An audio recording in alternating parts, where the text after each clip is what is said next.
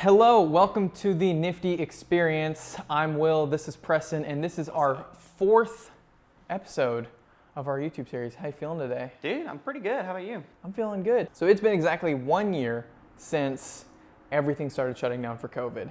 And we wanted to actually spend a little bit of time during this episode and give you a little bit of perspective onto how a growing and very small business has, coped with that and what our thoughts, feelings, and emotions were back then. Yeah, I was going through Facebook today, and what popped up on my feed a lot was the Dallas Mavericks. They were talking about it quite a bit, and kind of going back to, because the Mavericks were one of the last games that were played. I remember Mark Cuban got an alert on his phone, and his jaw dropped, grabbed the guy next to him, and showed it to him. I remember that, yeah, because was it the Jazz that was playing? There was some other game where they actually took everyone out. They were in the middle of a game, and then it stopped. I think so. I remember Rudy Gobert with the Jazz had the press conference, and he was kind of making light of COVID and was kind of coughing and touching the mic, and then tested positive. Yep. Maybe it was them, because all I remember, just because I'm not the biggest basketball fan, sure, but still, I remember seeing the highlights, if you want to call it that, of just NBA players rushing off the court and people being like, what's going on? It was the weirdest thing. During this time, one of the things that was, super frightening for us was, working our other job.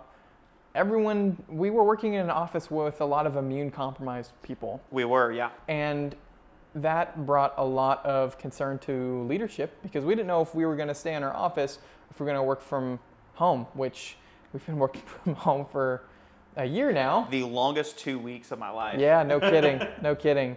Yeah, it almost seemed like the indefinitely just took on a different meaning as time kind of went on. It really did. And I remember kind of all the panic that was in place. I remember all the mad rushes to the grocery store, toilet paper being nowhere to be found. Truly kind of like apocalyptic. Yeah. Something that I've never experienced before in my life. So what were some of the main emotions that you felt once everything started? I know for me there was a definite kind of cycle of how my emotions have played through this whole last year, but if you can articulate the best, that first moment and I guess first week of dealing with COVID life, how should I say, with lockdown life. Yeah. That's better.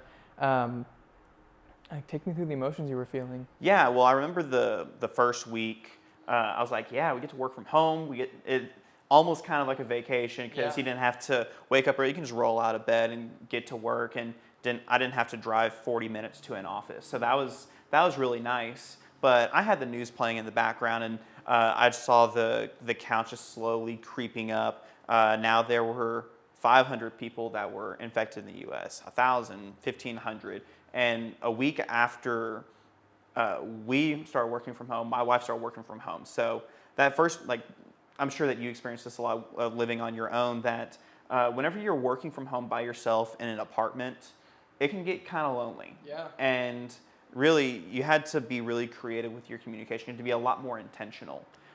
So that was a little bit more difficult. But once my wife started working from home as well, that made life a lot easier, because I had my best friend to talk to at any point of the day. Yeah. Must be nice. Right. So, how about you? How's it for you? The thing that was crazy for me is this was, when we went into lockdown, it was exactly 2 weeks before I was proposing to my fiance. That's right. You got to think that all of the plans that I had. So and Kayla, whenever you watch this, so the whole plan was to take her to Reunion Tower in Dallas and then propose up there. And, we were going to hit a bunch of these different spots that have essentially been defining moments in our relationship. And, on March 25th, that was at the time our 3-year anniversary. And so it made sense. It was all going to work. But the problem is dealing with the increasing restrictions and lockdowns and just plans falling through. It was really difficult to really get anything. And so, we still got engaged, which was great. But I remember, because I remember all this, it was 2 weeks until I'm going to propose, 1 week until I'm going to propose. We're locked down. And I remember I told you, this is going to pass. This is going to be just a couple weeks and then we're going to get back to normal. Hold off. Do what you originally planned on doing. I'm really glad I didn't listen to you. Yeah, you should not listen to me more often. I think that, as I was saying, it was scary because, I haven't been working in a full-time kind of corporate capacity for a super long time, but having it change to where it's like, okay, we're trying to start up this business and we're also trying to figure out, well, what does this new work-life-home balance mean? And because of how busy I am, I was constantly wanting to spend more time in my apartment. And then pretty quickly it was, I don't want to spend any more time in my apartment. Yeah. But, I think one of the big things is being able to, have learned how to set boundaries within my own apartment. That was one of the things that kept me sane, especially for those first couple of months, because it was hard. Yeah. I wasn't able to have a wife to be able to talk to each day. It was very much, have your Zoom meeting communications, but from, 5 p.m. onwards, it's all right, fend for yourself, see what happens. Yeah. And try to get toilet paper from the grocery store. Exactly. This may be a little bit of a personal question, but obviously living on your own, you had a huge social presence. Mm-hmm. You had hundreds of thousands of followers on TikTok, and you were able to make the most out of that. But obviously you were still on your own. How were you able to kind of cope with an extreme isolation? Not very well, but I will say that having an online community that supports you the way that, my TikTok community supported me was something that I'll always be thankful for, because, even with kind of the different types of dad jokes that I would post, or even just silly stuff. Like, one of the things that I did is I bought a Nerf gun from Target and tried doing trick shots. And I would spend hours just trying to shoot a little Nerf dart into a water bottle. And it was dumb stuff like that I knew I could take some time to turn into content, and not only take like hundreds of attempts to try to make some stupid shot, but, that's kind of how I managed. It was try to be creative. And that's one thing that I've really learned over the last year is when I'm not being creative, that's when I feel the most kind of just not, Not yourself. Yeah. Yeah. I just don't feel very, I'm just not in my element. Sure. And I think it's important for people to be able to, understand what those kind of cues are, like understanding, well, if I'm not doing this, maybe that has to deal with one of the reasons why I'm feeling sad or depressed or lonely. And for me, it was, writing music, making dumb videos, working was also a great distraction too. But, that whole mindset of just being creative was the main thing that kind of helped me, not lose my mind. Absolutely. And, I can kind of relate to that. There were definitely some real low moments, and just not being able to be around a bunch of people. Things were at limited capacity. You had to, you couldn't really go out and do much because pretty much everything was closed. Mm-hmm. So I remember early on in the pandemic, we got together with my in-laws and we just drove around. Nothing was open, but we just drove around looking at, just driving through nice neighborhoods, just something to kill the time, something that will get us out of the house. And early on, that was kind of what what pushed us through, and being able to be with close family during some of the hardest times, really. Yeah. That for us, that made a huge difference. Yeah, and I think one of the things that is important about kind of finding that little bubble of who can I stay in contact with and who can I actually see in person, a lot of people just weren't able to have that. And so I really feel for the people that couldn't see their loved ones or even basic or close friends, So I know for me that I think that people have turned COVID into something that is almost like it's a different mindset with all of the new information that comes out, where I think people were super afraid at first, and then people wanted it to, just be over with. And then I think we're in this stage now where people are almost adjusting to a pandemic being just, in our day-to-day lives. I mean, you have, mask mandates that are being lifted. You have, different types of businesses that are opening to certain capacities. I mean, it's really, I think people are itching to get to that point where we can start living life as we were, Absolutely.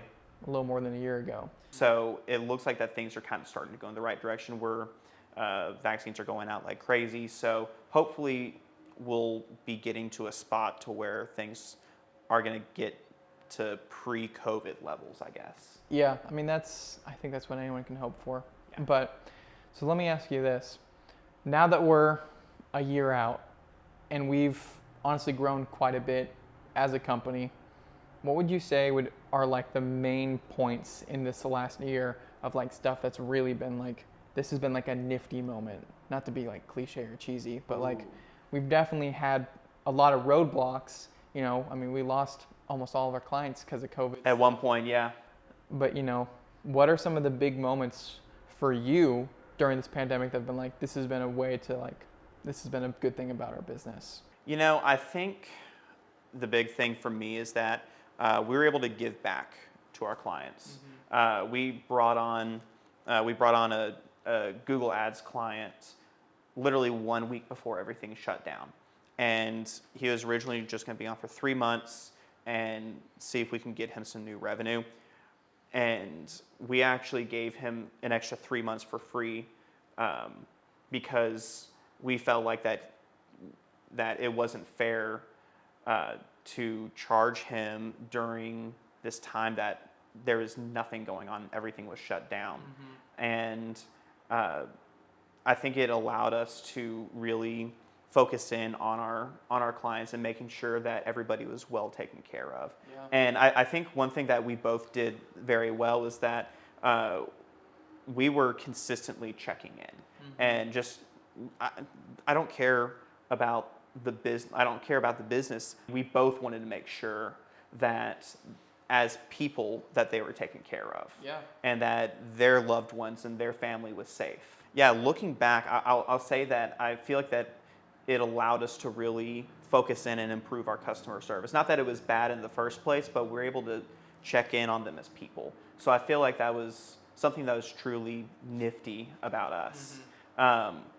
For you, what was the kind of like the defining moment of this last year? Well, I think you bring up a good point with like the personalization side of just trying to let people know, like, we understand what's going on and we don't want to just take your money, because obviously everybody was struggling during this whole thing.